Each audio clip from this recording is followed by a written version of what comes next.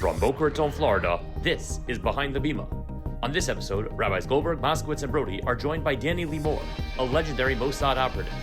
The rabbis delve into Danny's exceptional career, exploring his diverse missions, such as bringing Ethiopian Jews to Israel and undercover operations in hostile territories. Danny discusses the moral dilemmas faced in intelligence work, the importance of staying true to one's identity, and the evolving presence of religious Jews within the Mossad. The conversation also touches on Limor's recent work with emerging Jewish communities around the world. Plus, one of the hosts has launched a new podcast. All this and more, Behind the Bima. Welcome back, Behind the Bima. Efrem Goldberg, joined by my dear friends and colleagues, Rabbi Philip Moskowitz and Rabbi Josh Broide, and it's great to be back together with you. We have an amazing guest this evening, Danny Limor, a distinguished, legendary member of the Mossad, incredible person doing really interesting work today. Conversation you're not going to want to miss. But first, hopefully this conversation you won't want to miss. Rabbi Moskowitz, Rabbi Broide, what's going on? We got a big announcement, Rabbi Moskowitz. You can now follow Rabbi Moskowitz on any podcast player. He's getting a weekly share, which is amazing. 3 ideas in 30 minutes. Go on Spotify, Apple Podcasts, put in Rabbi Philip Moskowitz, and you will not regret listening in. Yeah, I'm not sure how that happened, but I think someone just did it, and now it exists. So I'm grateful to that friend, Stephen Plotzker, and we'll see. It's nice to be able to put Torah out there. That's amazing. Rabbi Broide, when are you going to join?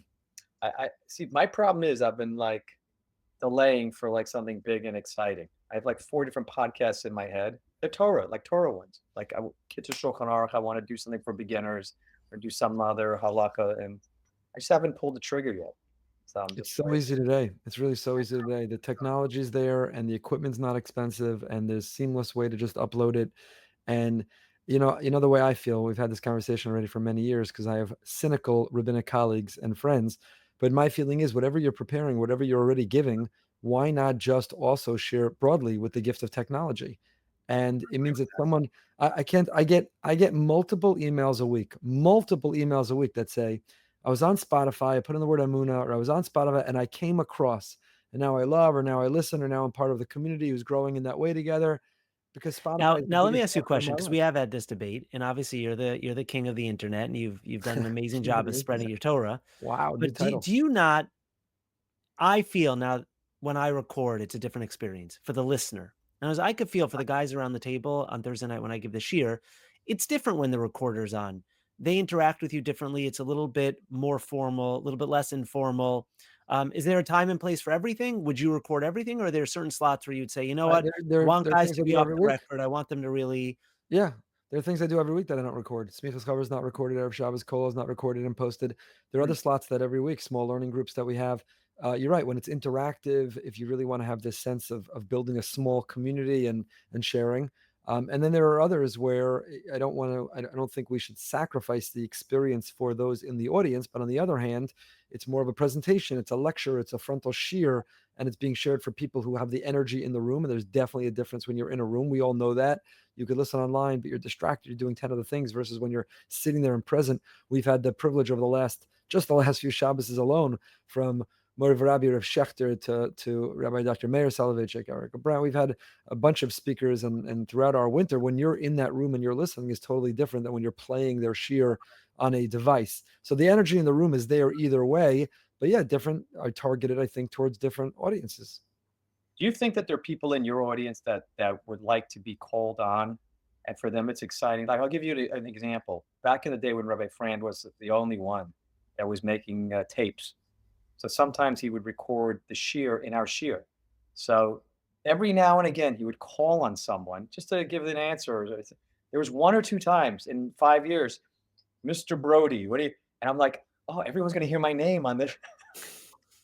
You think there are people that want to hear their name and they want to be called on, or make it more interactive? Yeah, back to the personality types, Rabbi Moskowitz. Rabbi Broide, God bless. Such different. No, but he is on to something, because we host speakers. Some of them are giving over information, and some of them, to their credit, they're just masterful educators. No, they're not there necessarily to just regurgitate as much information as possible, but they're really trying to get your mind to work, and they're trying to get you involved. And we get very different feedback. Some people love that style, and they're thinking, they're answering questions. And at the end of the day, the speaker may have only spoken 20 minutes out of 60 because he or she's interacting with everyone. And then we have other people that come up to us and say, I was jumping out of my skin. Like, just give me the information. I'm an educated person. Right. I don't want to hear everyone else's ideas. And so there are definitely different modalities and different people that appreciate different styles. There's no question about it. And Elu ve'elu, I agree with you. I will tell you my personal choice. When I'm in a shir and I want to hear the person, I don't want to hear the people in the audience. Their supposed questions are often usually statements or the way they understand it. They go to a shir of something they hadn't thought about till they got there. The person in the front of the room maybe have dedicated their entire life as the world expert, has written 10 books on it, but they raise their hand like, well, I think this, or why not that? Or you're right. So when it's a master educator who's bringing out of you and helping you think something through and getting you to a conclusion. But even then, they'll ask a question. Yeah. Oh, that's a good point. Oh yeah. Well, and what do you think? And what do you think? And you're like, let's go. The clock is ticking. I want to hear what you have to say. I'm not saying that I'm right, others are wrong. Could be a personality type too. So that's what I know as a listener, what I appreciate. So therefore, as a speaker, also, I don't, especially when you're listening to something online, right? If you're listening or watching online, it's Right, you don't torture. want to hear other people. You don't want to hear the people. You can't even hear the question really, and they can go on. Now the teacher's got to figure out a way of pivoting back or not really, or cutting them off because they're going on and on. So I think there's some that are interactive. Students know everyone's name. What do you think? I'm going to try to bring you from this introduction to the conclusion. And there's others where it's like, I'm here. I'd like to present about a topic and I want to share it. And afterwards, I'm more than happy to interact about it. Yeah, and you even see that in yeshivas. There were shirim in YU where it was much more passive. The Rebbe got up, gave information, you sat there, you digested it, maybe you reviewed it later on, but it was much more of a one-sided experience. And then there are yeshivas that specifically don't do that style, and it's very interactive and very conversational back and forth. And again, you see some people like each, and it's not just a machlokes, it's not just a dispute in the teacher, but different yeshivas have different approaches also to the best way to educate the guys. That's interesting also, because if you look at just taking Ravelli's share, which is now 30,000 participants, it's clear that people are not annoyed by it, because the whole modality is interactive. Everything. So even if you're listening and you can't hear it, but what they do is when someone in the audience is speaking, they somehow raise the volume. There must be mics all over, because you can hear it's a different type of sound, but they are raising something there. But it's completely interactive, and people are interrupting, and he'll call you out if it's just like this one guy that I guess is someone that maybe you're a character similar to who you're referring to. He's like, listen, you get one question a month and you just used it, like that kind of thing. But I don't know. You're right, and I think what Ravelli does is that whatever you're going to do it well. So if you're going to take interactive, put mics in the room so even someone listening feels part of it.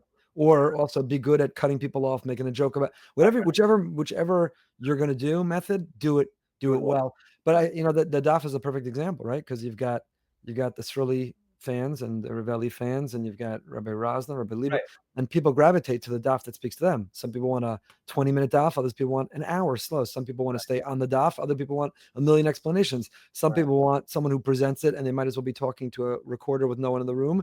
And others want to be part of a community that you read letters and emails and make jokes and interact with people and bring in giraffes and whatever else. So there's no right or wrong with all this. It's an elu ve'elu kind of thing. I think that's also maybe where I'm getting held up, because I'm definitely in the other place. I would love to have a live audience and interact. So, but I don't know how to do that on a daily basis. There's so much I would like to teach. There's so much. One at the Kitzur. But I'm saying, first of all, I don't only do it 2 or 3 times a week. He does it, Dr. Oppenheim does the other times. But I'm saying, like, I'd love to do it on a daily basis, but I'm never in the same place on a daily basis. And it's just that, how do you encourage people to come only when you're available? You know what I mean? So it's. Well, I would say this: perfect is the enemy of good, and that's butchering the quote. I forgot what the quote is, but if you're waiting for it to be perfect, you're never gonna do it. And if you decide, you know what, I'm starting something once a week. I'm gonna do once a week with my built-in audience. Maybe we have to switch the time of it, but I got my once a week. I'm gonna post it. I'm gonna create a broader community, my in-person community, and then the concentric circles of community. It's gonna feel so good. You might add to it. You might add more slots to it, but don't wait for it to be perfect. I don't think the whole world has to listen to me or listen to you, and I don't think we have something to offer that everyone needs to listen to. But to the degree that you think you have anything to offer, you might as well offer it as widely as possible, and find the people who will connect, who will touch it. People email you, or they contact you, WhatsApp you. from halfway around the world, and it means something. It's nice. You're connecting, and that's the gift of technology.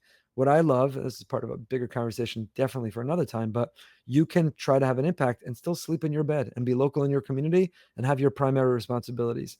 Whereas in the past, if you were a local Rav, you had your community offline. And then if you wanted to also interact with other communities, you had to constantly be on the road, scholar in residence, traveling, going, disappearing, compensating, and being compensated. Today, you could never travel, sleep in your own bed, keep your routine, meet with your people, take care of your community, and just whatever you're teaching, you're also, with the gift of technology, just sharing without going anywhere. And you see that. That's what amazing. Rabbi YY Jacobs, there's a whole world of people who are doing that and doing it well, and they're touching thousands of lives, and it's deeply meaningful, and it creates a greater sense of chiyuv. Like if you've reached more of that, because it means something. It's part of a community of people growing together. But anyway, all this was a way of saying welcome, Rabbi Moskowitz, to the World Wide Web. Welcome, Rabbi Moskowitz, to the world of Torah podcasting.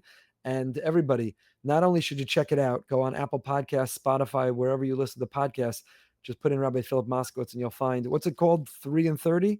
3 ideas in 30 minutes. 3 ideas in 30 minutes. We want you to be in touch with us when you did. So afterwards, rpm@brsonline.org. Let Rabbi Moskowitz know which Dvar Torah you like the most and what it means to you.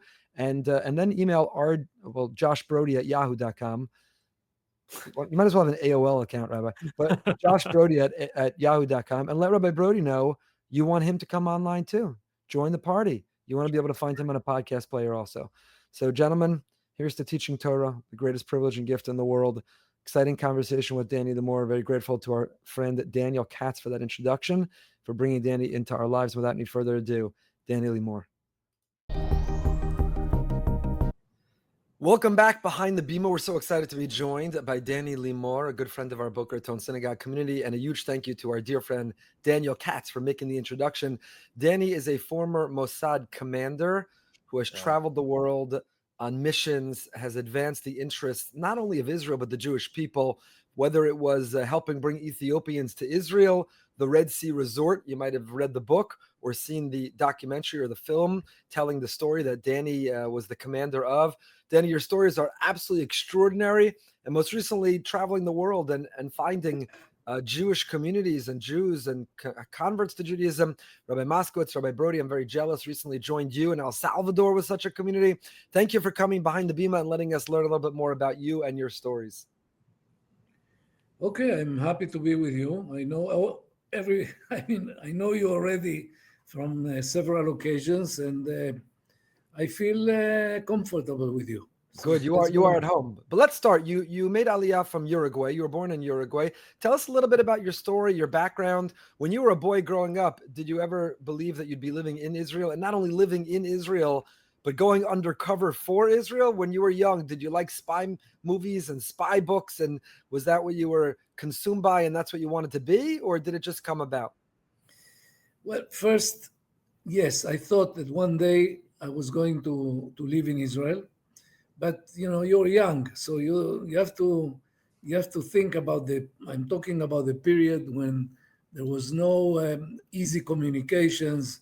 There was no TV. In Montevideo, they hadn't started yet broadcasting TV. So all the news we had about Israel was from those news before a feature in a cinema, movie tone, something like that, in black and white. And it was it was just the beginning of Israel. Actually, I made Aliyah on the year of Bar Mitzvah of the State of Israel.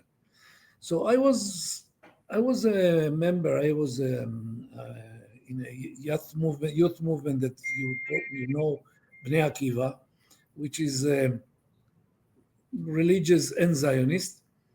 And I grew up with the idea that all of us, all the Jews living in Uruguay, would eventually go to Israel and make Aliyah and work the fields. On the other hand, there was no Jewish school at the time, and so I was studying in a normal public school in Montevideo. But I was the only Jew in my class, and one of the few in the whole school. So I never had a problem or any kind of discrimination. So it was a dilemma about feeling well there, speaking my language. I didn't speak Hebrew at the time. And so I spoke Spanish, and I grew up playing football and so on. On the other hand, once a week, I was going to Bnei Akiva. So that kept the alive, the idea of going to Israel. But actually, the trigger for me to go to Israel, when I was 15, there was a visit in Montevideo by the head of the Aliyah department in the Jewish agency. His name was Baruch Duvdevani, Zichrono Livracha. He was a great man. Did a lot of things before the creation of the state. Went to North Africa and organized the Jewish communities in all of North Africa and so on and so on. And he came to a visit to Montevideo. My father was a Zionist activist, in one of the leaders of the Zionist movement in Montevideo, and so he invited him to come for us for a Friday evening, meal after shul. He was in a hotel nearby, so he came to our shul, and then came with us to eat. And so we spoke Yiddish because he didn't speak Spanish, and we didn't speak Hebrew. Wow. So yeah, we spoke Yiddish, which is a language I had to learn in order to speak to my grandfather, who came from Poland and didn't speak Spanish, and so on and so on. So Yiddish was. So the one question, there was a lot of things, but one question he kept asking my father: what is this young man doing in Montevideo? Why is he not in Israel? Mm. And my head was working, as my grandfather used to say. Keep your Kop arbeiting, your head working. And I saw an opportunity. It's not that I was waiting, but I saw an opportunity to go there, to go to Israel before my family, alone. This was something that I really wanted. How And many? well, Can I just interrupt? How many languages do you speak now? Then it was Spanish, Yiddish, and not even Hebrew. How many languages do you know now? we used to speak French at home, and my parents came from Strasbourg in France. In Strasbourg, they spoke both French and German. So when they didn't want us to understand, they spoke German, so we learned German. And after that, I learned, of course, English in school and by traveling and so on. And then the Latin languages, Portuguese, Italian, are easy when you know Spanish and French. So then Arabic was something you needed for work, as they say, and it's an important language to know when you live in an area where about 200 million people speak Arabic. So it's So better let me you jump know. ahead for a second, because Yeah. you're living in Israel and you're an officer in the army, and the languages you spoke was part of the reason why you got recruited, right? You got a letter one day in the mail. Yeah. And tell us about that letter and how you actually got recruited to work in the Mossad, and why being able to speak so many languages and have a French cover was so critical to that. You're going already very far. Well, yeah, I was actually, I thought maybe one day I was going to study medicine, but never came about. I also, when I studied in Yeshivat Kerem Beyavne, my Rosh Yeshiva was Rav Goldwicht, Zichrono Livracha. He always told me, if you keep trying, you might become a good rabbi. And I said, no. That's better for the Jewish people that I won't be a rabbi. So when I was in the army, I thought maybe I'll sign up and I do a military career, and then we'll see what happens. But as you said, I got a letter, which I didn't have to answer. It was like almost anonymous, some mysterious entity called the team for international relations, something not known, because there was no Google, so I couldn't check what it was. But I'm curious by nature, so I said, okay, let's go and see. And I met a person. Later on, I learned that he was one of the great Israeli spies, if we can call it like that. He was born in Iraq, and he went to all the Arab countries, passing as a Muslim. He knew the Quran, he knew the Bible, but he knew also the Quran. He was really a very, very learned person, and so he made the proposition that I couldn't refuse. And so he said, okay, this and this and that. So I said, okay, no problem. He said, but what, you don't want to think about it? You don't have to answer me now. You can take 24 hours, 48 hours, a week, and then call me to this number. I said, no, I don't have to think. It's okay. I want that. And he said, but you don't want to consult with do you have a girlfriend? I didn't have at the time. And you don't consult with your parents. My parents came to Israel 2 years before, or 1.5 years before. I said, no, there's no point. The answer is yes. And so it came about. It took a long time for them, because I didn't do anything. I continued being company commander in the paratroopers. But it took them a long time to release me from the army, because I had a contract. And they were, there were not enough officers at the time. So it took about 6 months or something. And then yeah.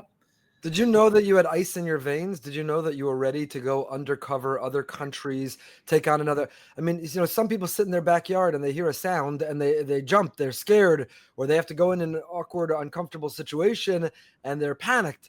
I always marvel that there are people who could go undercover, change their identity, and to live that way.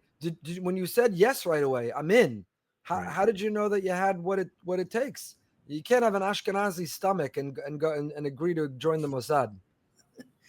Yeah, I have to answer one question that I think Rabbi Moskowitz asked me, if when I was younger in Uruguay, I ever thought that I might be undercover or work for the Mossad. I think never in my life. Even, we used to go to movies. My favorite movies were Westerns, not the spy movies. My hero was, I don't know who, Clint Eastwood or something like that. And the thing of, of course, for you, you get your information from wherever you get it, but when you leave it, is not such a big deal.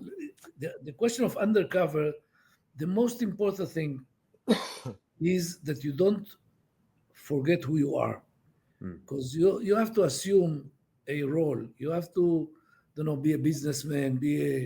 I was an anthropologist in Sudan for almost 2 years. Whatever I did as a cover, usually not businessman, because I'm a terrible businessman. Never had the, maybe I would have been a billionaire, but I didn't become a billionaire because, doesn't interest me, business. Makes me, so any other cover, you always have to choose a cover that you know about something. When I choose anthropologist, it's because in the university I took several courses and the subject interests me. Anthropology is the study of man, of mankind, if you want. So I was always interested. I read books, Claude Levi-Strauss and and others. So, once in Khartoum, I was invited for a dinner. Okay, the hosts were a couple of French that were doing some how do you call it, work in Sudan. The husband was teaching them agriculture, and the wife was teaching French. And this because as you said, I was French there, so we became friends, and they used to invite me. By the way, this couple of goyim, they met in Israel. He was studying agriculture in Rehovot, and she was volunteering in a kibbutz. So these two goyim, they met in Israel. And now they're in Sudan. So several times we were in dinners. I was invited to dinners where there was Sudanese people, and they always spoke about Israel with great, and the Arabs, they looked at them. But one evening she calls me and she says, "You have to come tonight. I've got a big surprise for you." Now, what they wanted all the time is to get me a shidduch, because I was single, and so I was not interested. It was problematic for me. Anyway, I come. What is the big surprise? As I enter the house, she comes with a guy, and she says, "Let me introduce you to Professor so-and-so, French anthropologist." Now, I am a French anthropologist. Understand? So, I can speak to you about anthropology, and I can speak to other people, but to confront a real French anthropologist when I am a fake French anthropologist, that's a problem. So I immediately, and of course, when she arranged the table opposite to me, so I immediately started to ask me, "Yeah, I understand that you are going to those tribes over there, and you're spending time there, and tell me about it." So I said, "Listen, I just came back from the field. After the 3 weeks, I was in the field with those guys, walking with them, riding camels with them, whatever. And now let my mind rest. Tell me what's going on in the football, in the soccer league in France. Tell me about the politics, blah, blah, blah. Let's meet tomorrow morning for breakfast in my hotel, and I'll tell you everything." So we had a rendezvous at 8:30 in the hotel. At 7:30, I checked out, and I left a message for him. "Listen, I had to go, but leave me your telephone number. When I come to Paris, I'll call you and we'll talk." I hope he's not waiting. I hope he stopped waiting. What I'm telling you is there are two basic elements. One, you have to choose a cover that you can deal with it, not with a professional, a real professional, but Right. with most of you. And the other thing is, don't forget who you are, because you're lying. Okay, once you assume a cover, you're lying. Right. Your lies should be as close to the truth as possible. There are guys, they let him choose I was an instructor. So you tell a guy, "Okay, choose a cover, prepare it, and then we will talk." So, okay. So he goes and comes back and says, "Okay, tell me your story now." He says, "Well, first of all, I am an orphan. Secondly, I'm not married, so I don't have children. Thirdly, I have no friends." So, of course, because if you are interrogated by someone, you're arrested and interrogated, the less information that better in your mind. You say, "No, they will ask me who are my parents, who is my wife." And no, I'm orphan. I was born an orphan. Anyway, it doesn't work.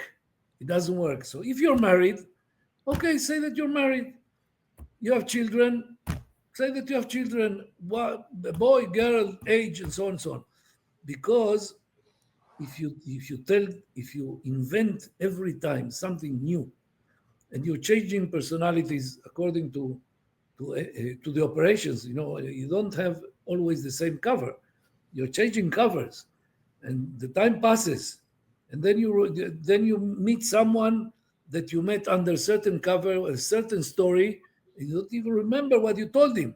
So if you keep as close as possible to reality, that will make life easier for you. But the important thing is, don't forget that you are an Israeli Jew, and that this is the basic thing. You're assuming all the time covers that are not Jewish. Okay, you're Christian, you're not religious, you whatever, but you're not Jewish. You cannot be Jewish.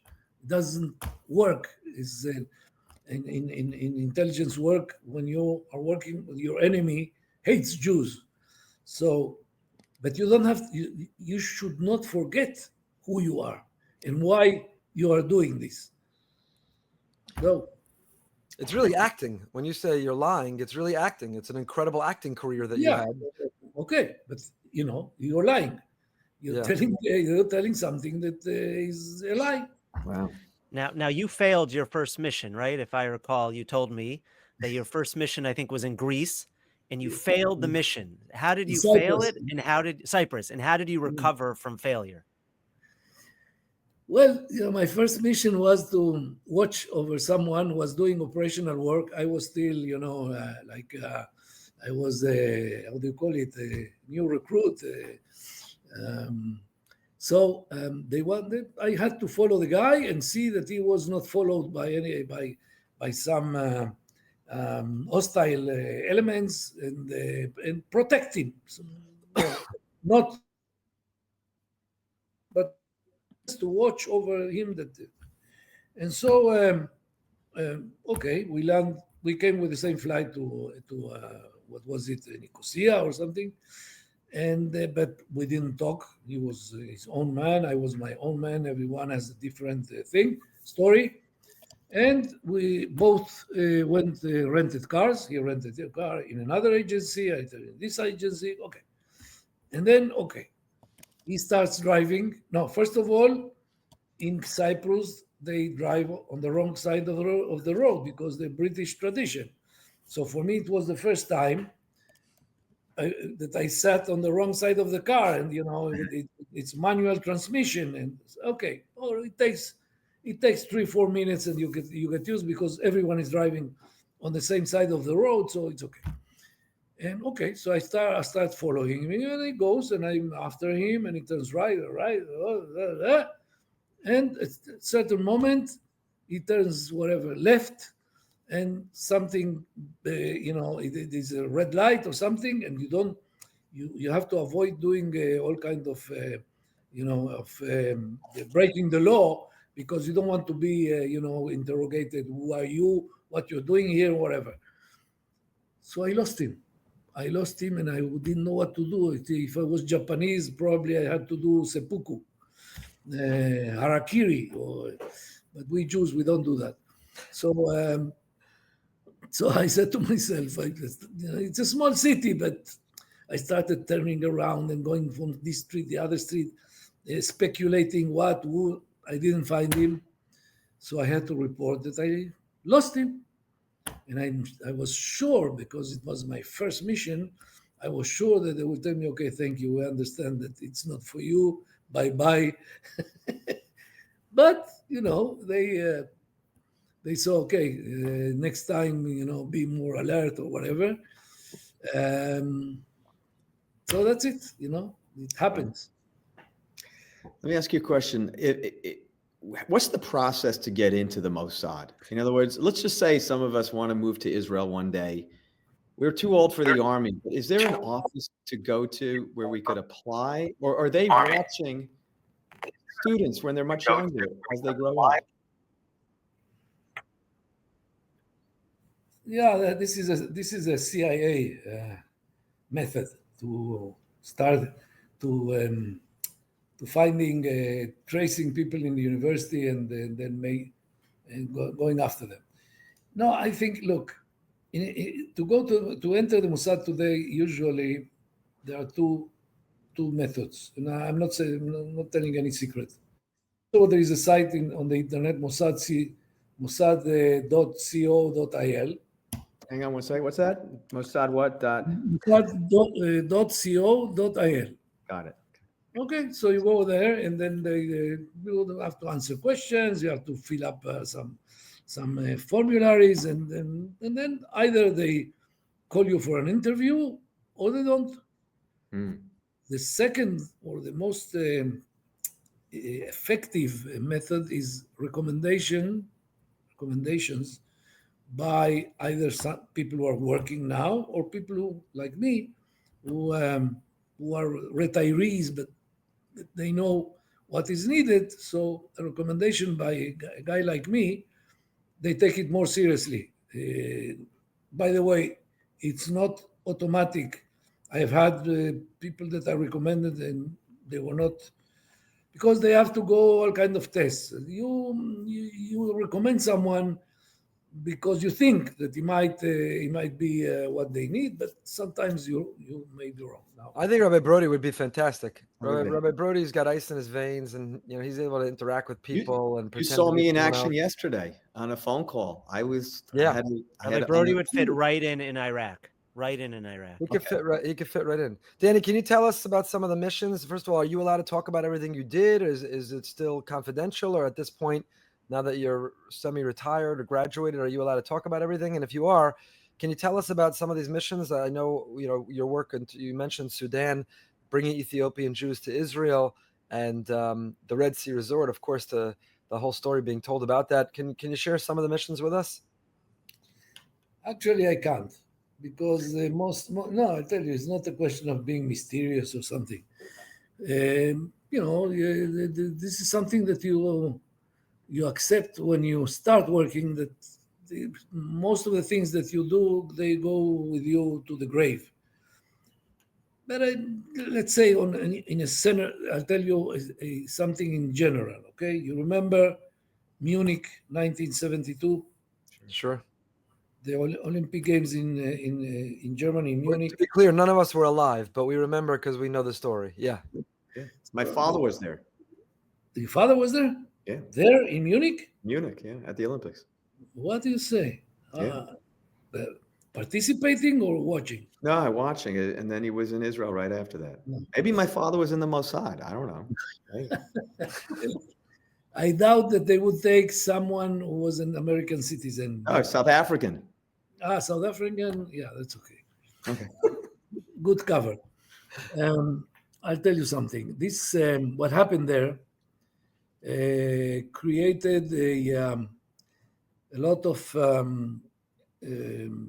resentment, and the prime minister at the time, who was Golda Meir, she instructed the head of the Mossad at the time, Tzvi Zamir, to look, to find and dispose of everyone that was a member of the movement, was called the Black September, disappeared since then, and do the work. Usually, we are not. Usually, I think it was the first time. Maybe I'm wrong, but I think it was the first time. Actually, the Mossad went on a rampage of vengeance. Of course, it's not a question of being vengeful. It's a question of teaching them that it's not worth to assassinate Israelis or Jews, because we were going to look for them. And I think from then on, from that period on, there was never a terrorist act that resulted in loss of life that was not pursued until the responsible, those who were responsible for it, were found and punished. So I participated in that rampage, if you can. It was not a rampage. It was actually a lot of. We had to gather a lot of intelligence in many parts of Europe, in many countries, because they dispersed. Well, those who were there in Munich, most of them died. But we knew that they came from that movement, Black September. So we went looking for the heads and for the those who sent them, those who armed them and instructed them, and so on and so on. And we found them, each one of them. There was also a great. It was one of those mistakes of the Mossad that become known. It was Lillehammer in Norway. One guy was falsely identified and killed, and he was a simple. He was working in a restaurant, but he was very much alike a guy that we knew was one of the heads of Black September. And eventually, we got to him, to the authentic guy in Beirut. So this is. It's not the most important activity of the Mossad. The most important activity of the Mossad is gathering intelligence to allow or to help the heads of state, Prime Minister, Minister of Defense, Minister of Foreign Affairs, and so on, allow them to understand what the enemy is planning. And we were talking at the time where terrorist movements were not the main enemy. At that time, the main enemy, early 70s, was still countries like Egypt, Syria, Iraq. Iran was a friend. Iran was a friendly country. So the Mossad ever spy on allies? When you're gathering intelligence, do you gather intelligence also from allies because maybe they're not sharing everything that they should be? Not really. It happened once or twice. As you know, there was a case in the United States, which was not Mossad, by the way. Mossad had nothing to do with him. It was some rogue operation ordered by Shimon Peres, who was defense minister. Anyway, it's a history. The Mossad usually gets the information it needs on allies from the allies directly. The Mossad has relationship, actually secret relations with most of the countries around the world, including some countries that you wouldn't believe that we have. And because actually with most of the countries in the world, we have common interests. And so, to give you an example, the Abraham Accord, the Abraham, what do you call it? Accords, yeah. Accords started with the talks between Mossad and the intelligence community in those countries. And from there, it developed into a public, open, diplomatic relationship. But there are many still and important. So we avoid doing work on our allies because actually, if they find out, the price that you pay is not worth it. You have a question, you go to them, if it's the British or the French or the Germans or Italians or others, okay? You go straight to them, and I also did some of this work. And you tell them straight on, look, what's happening there? Why didn't you tell us something is happening, or some terrorist cell is growing, and you don't tell us, and then it will blow up on our faces. They usually they usually then they say, look, we were not sure, it was just the beginning, we were going to tell you. Look, we don't tell everything neither. It's, you've got to keep some secrets. It's like a married couple. Do you tell everything your wife? No, I hope not. Danny, obviously without going into details, but from the stories, some of them I heard, you were involved in some incredible missions. Without going into details, though, explain to us what happens when you're given a mission and that might conflict with some of your moral values. Do you have any moral conundrums of some of the things you were involved in, or you feel that because you did it for Israel, it was 100% correct? Does anything give you pause now in your retirement and saying, oh, I wish I didn't have to do that, or I could have done that differently?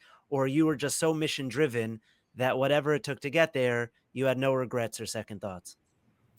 Look, let's talk about human. Human is human intelligence. Okay, you need to have intelligence about another country. You want to know what are, I'm talking, years ago. Today you can apply this to Iran. Okay, let's say Iran. You need to know what they really want to do. Are they going to retaliate on this? Are they going to continue with that? Are they planning with the proxies and so on and so on? So you need to recruit someone. It's not enough to have satellites and drones and microphones and all the technology in the world. It's not enough. You need to have human intelligence. That means intentions. Intentions are in the head of the leaders and they talk among themselves. It's not something that is public. So you need to recruit someone. Okay? Now imagine you have to recruit someone who is deep inside the government. So it's a senior person, okay? Because otherwise the intelligence is not worthwhile. So now you have to approach this objective. You have to learn who might be an appropriate objective, someone that you have to find out about his weaknesses. What is he suffering from? Maybe, I don't know, maybe his advancement was postponed. Maybe he doesn't earn enough money. Maybe his chief is behaving badly with him. Maybe, I don't know what. There are many reasons, okay? And you have to try and find it. So you have to approach some guy, become friendly, and gain his trust, and blah blah blah blah blah blah blah. And I'm shortening the process. And okay, you arrive to the point where you know exactly what the guy needs and what the guy can bring you. So you make him an offer, all right? He either accepts or refuses. If he accepts, now you are instructing him to do very dangerous things, because you do not obtain intelligence just by sitting some place and listening to a conversation. How do you know, even if he accepts, that he's pretending to accept and he's about to turn you in and expose you? Well, let's wait with it. It's a good question, but let me advance 1 minute with the thing. Sure. So now he's working, okay? He is bringing you in intelligence. Now you arrive to a point, it's like a crossroad, where you know that if you need a specific piece of information, and you know that if you tell him to go for it, he's really risking his life.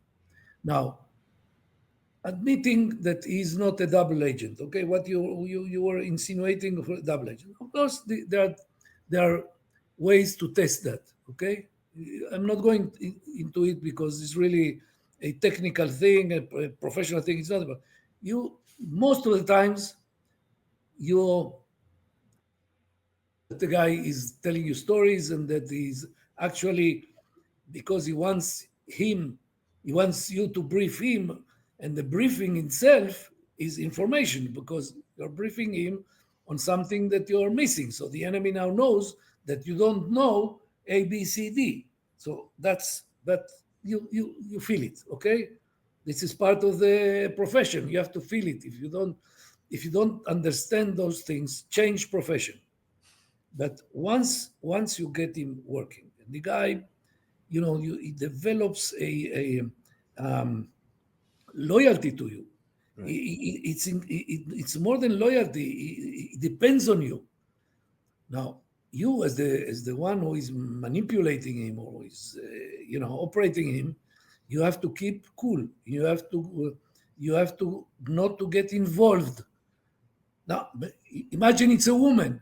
Imagine it's a beautiful woman. I'm not putting you in that spot, but it can arrive. I'm talking now a simple man, okay? You can also become involved emotionally with a guy who is actually risking his life because you asked him. Doesn't matter that you're paying him, and it's not a chinam, okay? And then you arrive to that crossroads, and you know that you need that piece of information.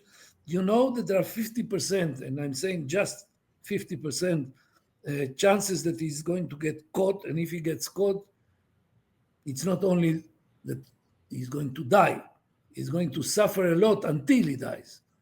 Okay, so what do you do? This is my way of answering the question. Is moral. Of course, you reach points where you morally you have to decide what is more important. And I'm not saying what I did or what I did. Usually, you do what you need to do, and sometimes it ends in tragedy. And you might say, "What, an Iranian, an Arab, something?" It's a human being, and it's a human being that you have developed a relationship with. Okay. Now, I know some of my colleagues; they don't give a damn. And in other agencies, it's very few like this, and I get along. In other agencies, and I'm not saying names, but one which is very close to you in your country, and others, they don't have this kind of moral problems, as much as I know from having worked with them. And sometimes you are using the same source, and one is putting the brakes, and the other one is accelerating, and it's a conflict. So it's not nuclear physics. It's not mathematics. It's human science, and if not, there is also the question of as a religious Jew, or religious. Maybe I'm not so religious, but I am I am a practicing Jew. Let's call it like this, and there are moral values that are very, very Jewish, and you have to not everyone in the Mossad. At the time when I was young, I was maybe the only one who studied in a yeshiva. Okay, today, wow! Today you go into Mossad at 4:00 in the afternoon. You see really a crowd of people going to the shul. In my time, there was no shul in the Mossad. There was no synagogue. Nowadays, I'll tell you a story about the Mossad rabbi, Rav. Okay, when I went to the Mossad, and I understood that this work is going to get me traveling Shabbos, eat non-kosher, kids are doing everything that is forbidden. I said, I have to consult with someone. Now, the only available rabbi that I could consult was the chief rabbi of the army, was Rav Shlomo Goren. You heard about him. Sure, of course. Shlomo Goren was a great Talmid Chochem, and he was very, very assertive. I mean, he knew how to be a poisek. He didn't, play around. Yes, maybe this, maybe that. No, if you had to poisek with the mamzerim and all kinds of subjects that he really decided, and the Ethiopian Jews, among other things. So I asked for an interview with him, and I said, "Look, A, B, C, D. This is the kind of." So first of all, he says to me, But knowing that, why did you go to work for that agency? You could remain in the army. You could go to the Shabak, Shavut Bitachon, where they are called.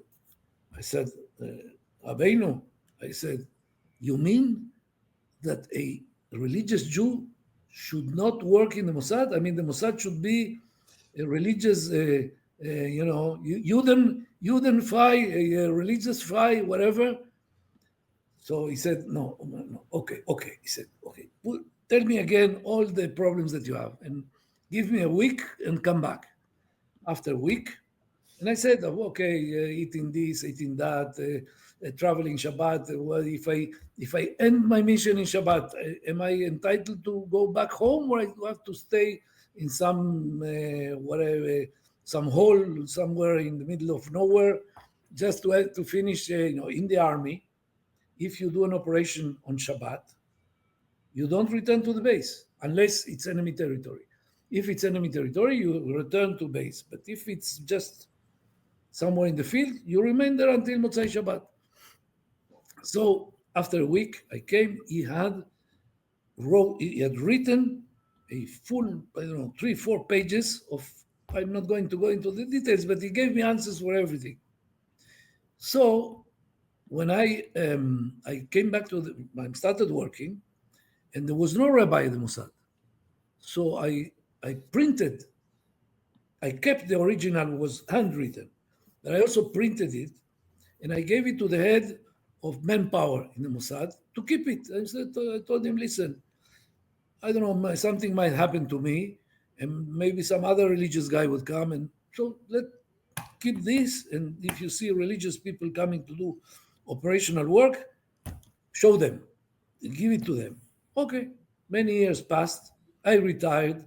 One day I came for a meeting. They called me for a meeting, and I see on a certain floor, ground floor, I see a lot of people going in one direction, all of them with kippot. So I asked one, what's going on? He said, Minche. Minche? I said, Minche? What? Minche? In the Mossad? Minche? Okay. I went with them, and they had built a synagogue. It was rabbi. So after the tefillah, I went to him and I said, Baruch haba, I grew up for many years in the Mossad. I never had a rabbi to talk to. There was never minyan. Yeah, we used to do a minyan if someone was saying Kaddish in the corridor, somewhere. We gather 10 guys just to have someone say Kaddish, even non-religious. And then I said, listen, once upon a while, 40 years ago or something, I had answers from Rav Goren about halachic questions regarding operational work. He said, what? You? Come with me. We go to his office, and there is a safe with combination, Mossad, everything is in a safe. Even that is a secret document, He opens the safe, and in a plastic envelope, I see the pages in handwriting. Of course, there was also printed, but the original handwriting. I take this. I said this. I was given to me personally by Rav Goren because I asked him all these questions. He said, he embraced me and said, wow.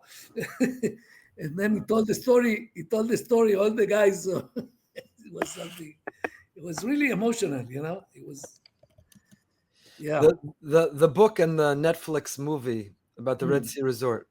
Does it tell the story accurately? Are you proud? Are you grateful that story is being told, or you wish it were still quiet under wraps? They didn't do a good job. What do you think? Thumbs up, thumbs down? The film and the book are totally different. The film is, okay, there are some moments in the film that are authentic. Few, really a very few.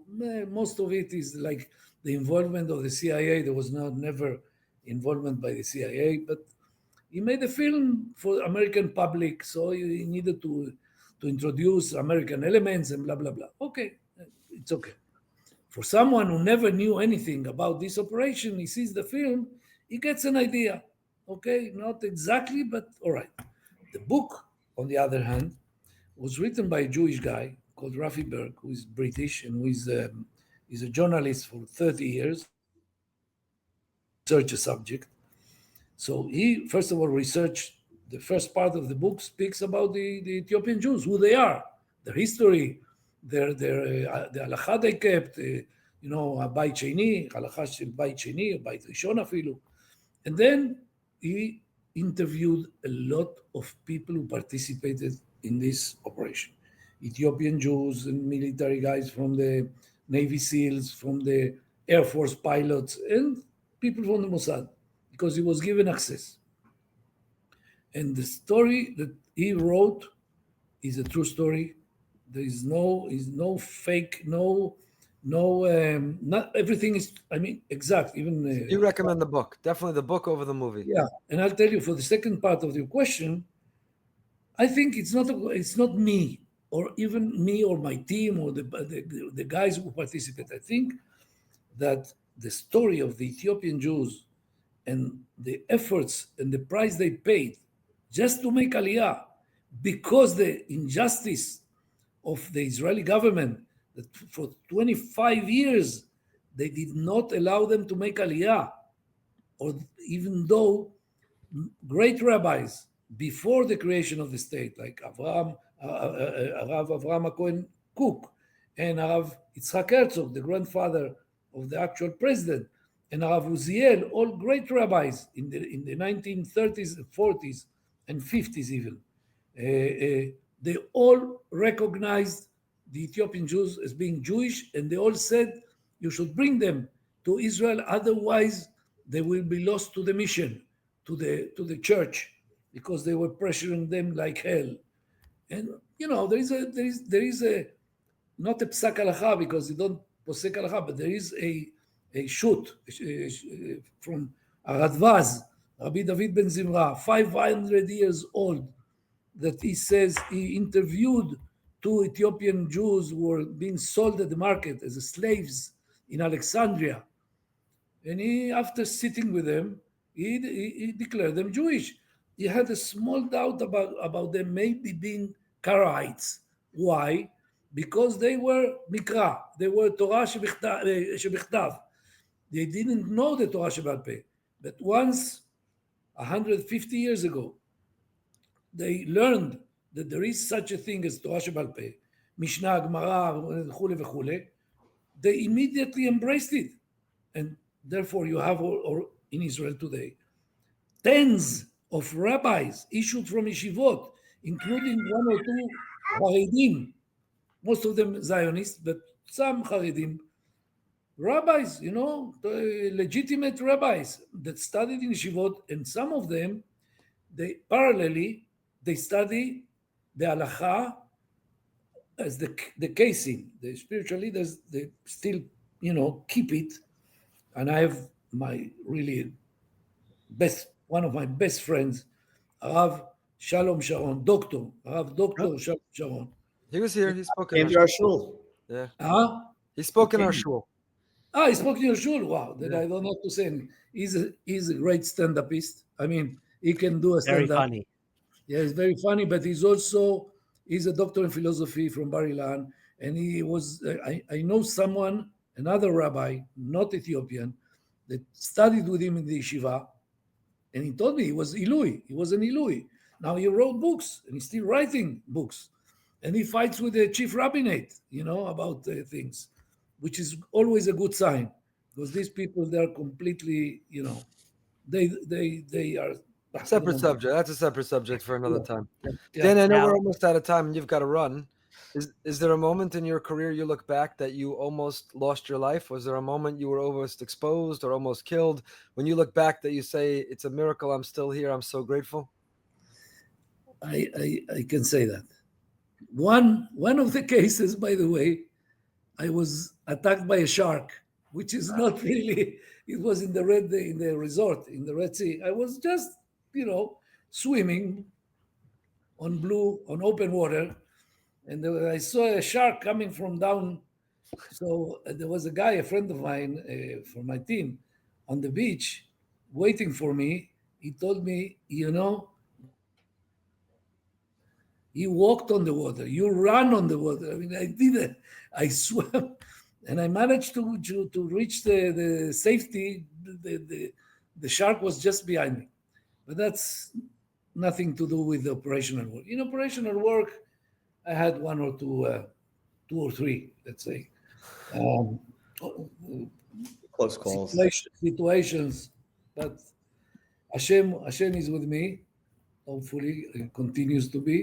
And Well, we're so so glad. We're so glad you made it, and you're here, Rabbi Moskowitz. I know you had one last question. No, I just, we were talking about Ethiopian Jewry, but as Rabbi Goldberg referenced at the beginning, we were in El Salvador together, and we saw one of these, what you call them, emerging communities. Can you speak for just a second about your work with the emerging communities around the world, how you've been sent by the government to find these communities, pockets of Jews, to vet them and to, hopefully on the long haul, bring them to Israel? Well, I must tell you that this was one of the most passionate, a passionate period of my life. That when I started doing this, I really didn't believe that it's happening to me again. Something that is so connected with the Jewish people and the preservation of the Jewish religion and the Jewish identity. And this is something that I came to just by chance. I participated in a conference about 12, 13 years ago in the London University about a book that was written by a French anthropologist called Edith Bruder, French Jewish, but she's married to a Protestant pastor. But the book is called Black Jews of Africa. You can find it, Black Jews of Africa. It speaks about Black Jewish communities in Africa, not the Ethiopian Jews. That's already was a known quantity. So she speaks about Nigeria, Cameroon, South Africa, Zimbabwe, Uganda, and other places. And I said, look, if that exists, I want to go and see it. Now, I knew already that in Latin America, there are also communities. And I didn't know what was the similarities or the differences.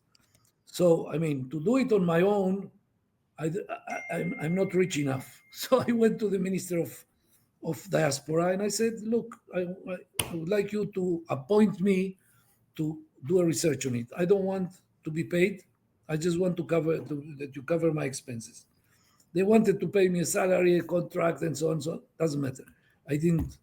I did it really because I wanted to do it. But I got all the expenses covered. So I started flying to South America. I began with Mexico, and then worked my way down south until Ecuador, and every place, especially in Brazil.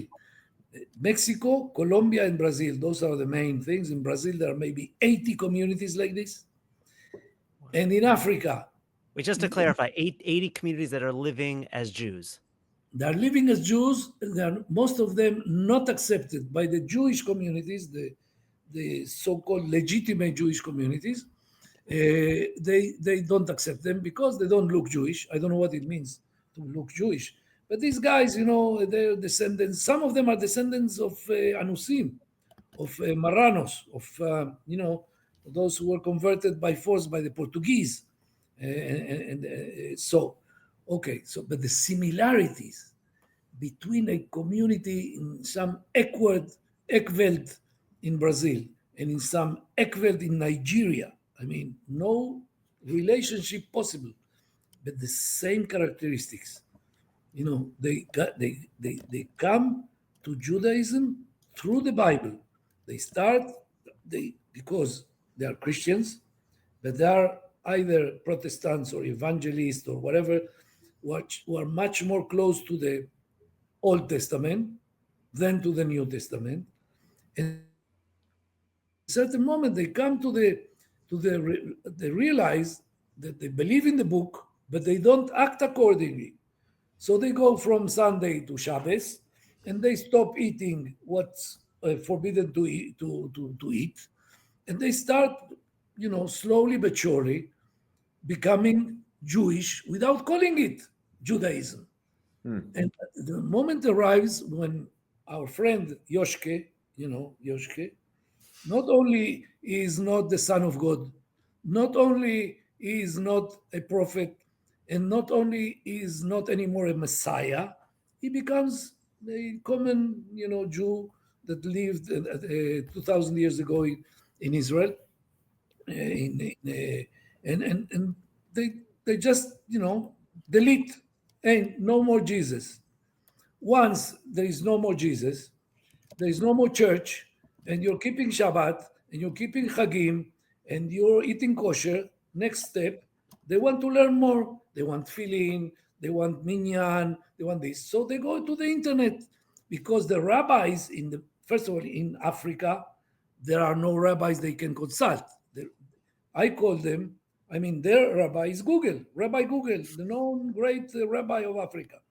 In Brazil or in Colombia or in Mexico less, because it's close to the States. And in the States, by the way, I found out in the southern parts of states where there are many Latinos that came to America, and they want to join Jewish synagogues, Jewish communities.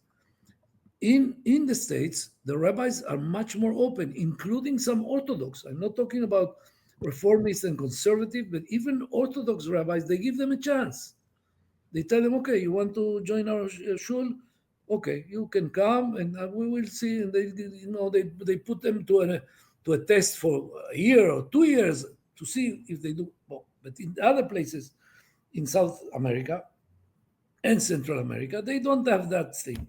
So they, in Latin America, they managed to approach rabbis and bring them to teach them, and then maybe to convert them, like Rav Eliyahu Birnbaum that you met. Rav Eliyahu Birnbaum, 3 months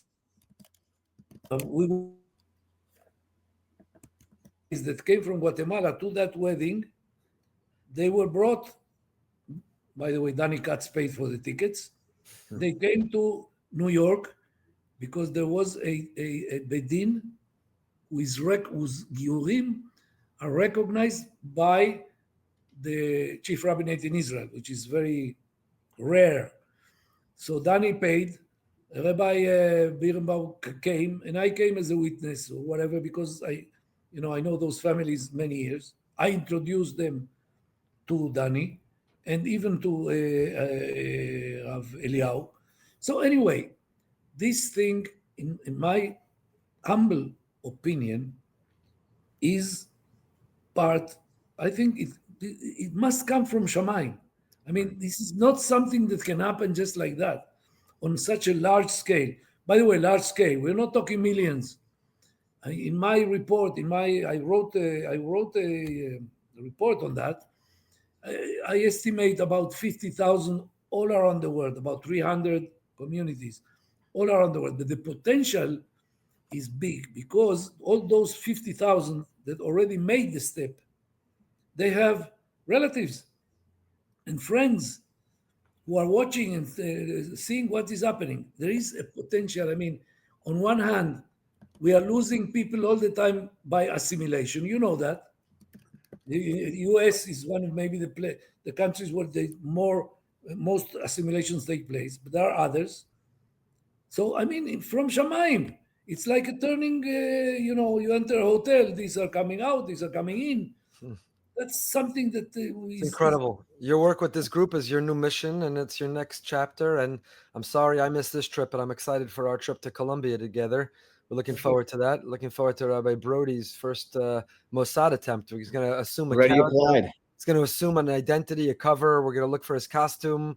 So, Danny, if we could ask you to put together Rabbi Broide's cover, give him a name. It's ready.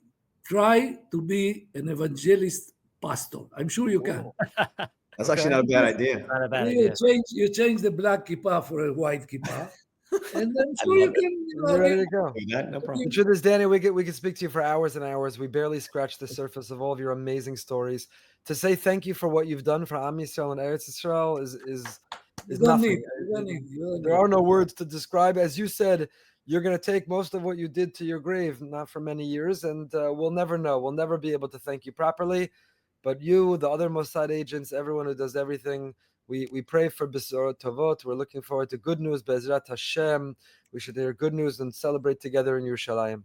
I'll tell you Amazing. one thing. It was my closing speech, as I told Danny.